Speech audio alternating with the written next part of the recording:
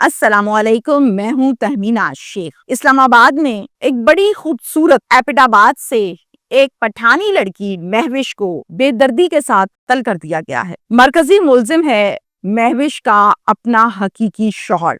जैसे कि मैंने आपको बताया कि महविश का ताल्लुक एपिटाबाद से है, ये वहाँ की रहने वाली है और इसकी शादी भी एपिटाबाद में ही वालिदैन ने की, लेकिन फिर शौहर को किसी वजह से इस्लामाबाद शिफ्ट होना पड़ा। महविश भी अपने शौहर के साथ इस्लामाबाद शिफ्ट हुई। उसे लगता था कि अब जिंदगी बदल जाएगी, खूबसूरत हो जाएगी, लेकिन उसको ये नहीं पता था कि इस्लामाबाद में ये जिंदगी जो खूबसूरत होने के ख्वाब उसने देखे, यहाँ पर जिंदगी खूबसूरत नहीं होगी, बल्कि यहाँ पर जिंदगी का खात्मा होगा। सवाल ये है कि शौहर एबटाबाद से इस्लामाबाद आखिर शिफ्ट क्यों हुआ और शिफ्ट होने की वजह क्या थी। वो शौहर जो एबटाबाद में बीवी पर जान छिड़कता था, पाँव के नीचे हथेली रखता था, अब इस्लामाबाद में आकर वही शौहर बीवी का कातिल कैसे बन गया। वजह अनाथ क्या है। ये वाकया है इस्लामाबाद का, लेकिन इसका जो बैकग्राउंड है वो सारे का सारा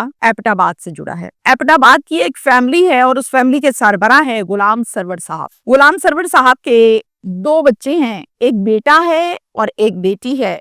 बेटा बड़ा है, अवैस सरवर नाम है और शादीशुदा है। बेटी छोटी है और महविश सरवर बेटी का नाम है। गुलाम सरवर ने बेटी की शादी 2017 में, आज से 8 साल पहले, फैजान इकबाल नाम के लड़के के साथ की, जो कि मानसहरा का रिहायशी था। अब महविश रुखसत हुई और मानसहरा अपने शौहर के घर चली गई। शादी के बाद अल्लाह ताला ने वक्त के साथ साथ 3 बच्चे अता फरमाए। सबसे बड़ा आजान जिसकी उम्र 7 साल है, उसके बाद आयान जिसकी उम्र 5 साल है, और उसके बाद अल्लाह ताला ने ईसा बेटा अता फरमाया जिसकी उम्र 3 साल है।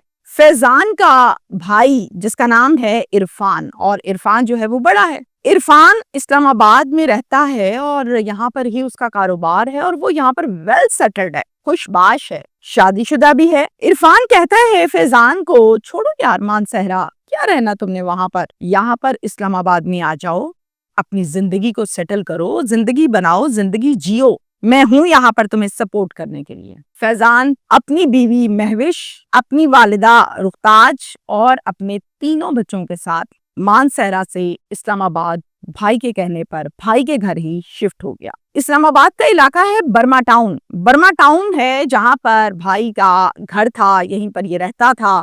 और इसके साथ साथ आपको ये भी बताऊं कि अब इनके घर का जो सिस्टम था वो एक ज्वाइंट फैमिली सिस्टम था। अब बड़ा भाई इरफान, उसकी बीवी एमन, उसके 2 बच्चे इसी बर्मा टाउन वाले घर में रहते हैं, और छोटा भाई फैजान, उसकी बीवी महविश, उसके 3 बच्चे और वालिदा रुखताज साहिबा भी इसी बर्मा टाउन वाले घर में रहते हैं। जब ये एबटाबाद में रहा करते थे तब तक तो ये घर जन्नत था। कोई मसला मसाइल नहीं, कोई झगड़ा नहीं, कोई परेशानी नहीं, कोई नफरत नहीं, कोई ऐसी वैसी बात नहीं है जो एक दूसरे को बुरी लगे। ख्याल करते थे एक दूसरे का। अब ये घर जन्नत नहीं रहा था, अब ये घर आग की तरह तपने लगा था जब से ये इस्लामाबाद आए। अब देवरानी और जिठानी ये दोनों इसी घर में हैं, दोनों के बच्चे हैं, दोनों के शौहर आपस में सगे भाई हैं।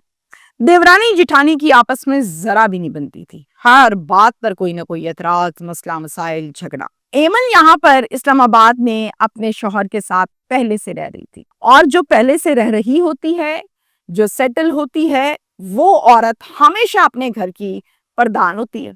अब एमन यहाँ पर प्रधान थी, हर बात पर सिर्फ और सिर्फ अपनी मनमानी करती थी और करवाती भी थी। यहाँ तक के खाना पीना, आना जाना, लेन देन, घर का छोटे से छोटा फैसला और बड़े से बड़ी बात एमन की मर्जी के बगैर नहीं होती थी। सास भी एमन को बहुत पसंद करती थी, रुझान एमन की तरफ था, झुकाव एमन की तरफ था। हालांकि एमन भी बहू और महविश भी बहू, लेकिन एमन की तरफ रुझान और प्यार मोहब्बत बहुत ज्यादा था। उसकी वजह यह है एमन का शौहर इस सास का यानी इस माँ का کماؤ پتر تھا. ہمیشہ گھر میں جو کماؤ پتر ہوتا ہے اس کی عزت باقیوں سے زیادہ ہوتی ہے اور اس کی بیوی اور اس کے بچوں کو بھی باقیوں کی نسبت اہمیت زیادہ دی جاتی ہے, برتری دی جاتی ہے. یہ ہر گھر کی کہانی ہے. مہوش کی جو فیملی ہے ساری وہ یہ کہتی ہے کہ ساس اپنے بیٹے کے کان بھرتی تھی اپنی ہی بہو کے خلاف. جب وہ اچھے طریقے سے کان بھرتی تھی پھر وہ جاتا تھا مہوش کے پاس, اس سے پوچھتا تھا اور پوچھتا کم اور مارتا زیادہ تھا. وجہ ساس ہے جو ڈیلی کان بھرتی تھی. بچوں کی گھر میں جب بھی چھوٹی چھوٹی شرارتیں کھیل کود ہوتا تھا اس پر بھی ان کے گھر میں جھگڑا ہوتا تھا اور غلطی نکلتی تھی ہمیشہ مہوش کی اور مہوش کے بچوں کی. ایک دن کچھ ایسا ہوا کہ 2 ماہ کی حاملہ مہوش پریگننٹ تھی. 3 بچوں کی پہلے ماں تھی اور چوتھا بچہ جو ہے وہ دنیا پر آنے والا تھا. اللہ تعالیٰ نے رحمت کی گود بھری امید سے ہوئی. ہوا کچھ اس طرح سے کہ پھر سے ساس نے اپنے بیٹے کے کان بھرے, اس کو اچھے طریقے سے پن کیا. جب وہ آیا اپنی بیوی کے پاس کمرے میں تو پھر ان کا آپس میں میاں بیوی کا ہوا جھگڑا. بہت جھگڑتا ہے, مار پیٹ کرتا ہے اور اس دفعہ تو شوہر بیوی کے بھائی کو کال کر کے کہتا ہے کہ اپنی بہن کو آ کے یہاں سے لے جاؤ واپس ایبٹ آباد. میں نے اب اس کو نہیں رکھنا, بہت ہو چکا. کبھی مجھے میری ماں سے لڑواتی ہے اور کبھی ہم دونوں بھائیوں کے درمیان جھگڑا کرواتی ہے. نہ جانے چاہتی کیا ہے.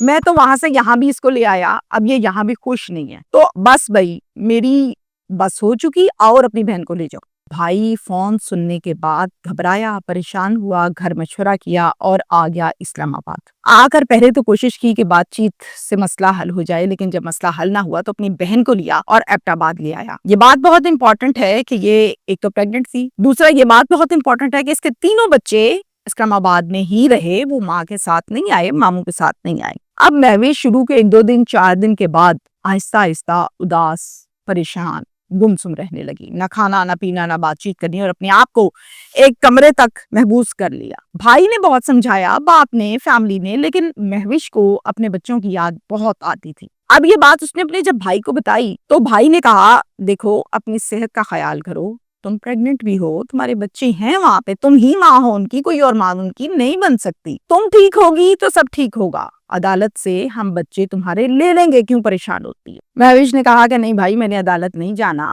پہلے ہی بہت جھگڑے ہو چکے, آپ ایسا کریں کسی بھی طرح میرے شوہر سے میری واپس صلح کروا دیں, میں اپنے گھر جاؤں گی. باپ اور بیٹا آپس میں بیٹھ کے مشورہ کرتے ہیں کہ 3 بچے اور چوتھے کی امید. 4 بچوں کی ماں کو طلاق دلوانا مناسب تو نہیں, صلح ہی کرنا بہتر ہے. تو مہوش بھی اس بات پر راضی ہے تو صلح ہی کروا دیتے ہیں. اب کیا ہوتا ہے, مہوش کو لے کر گئے اسلام آباد, آتے ہیں سسرال میں بیٹھتے ہیں اور ٹیبل ٹاک کے ذریعے سے آپس میں صلح کرواتے ہیں. جو غلط فہمیاں, جو ایشوز, جو گلے شکوے تھے ان سب کو دور کرتے ہیں. مہوش کو دعائیں دیتے ہیں, شوہر کے گھر چھوڑتے ہیں اور باپ بیٹا واپس ایبٹ آباد آ جاتے ہیں. اب مہوش واپس اسلام آباد ہے اپنے شوہر کے گھر. ٹائم جو 2 ماہ تھا جب یہ گئی تھی ایبٹ آباد بھائی کے پاس, اب وہ 7 ماہ ہو چکا, یعنی اب پریگنینسی کو 7 ماہ گزر چکے.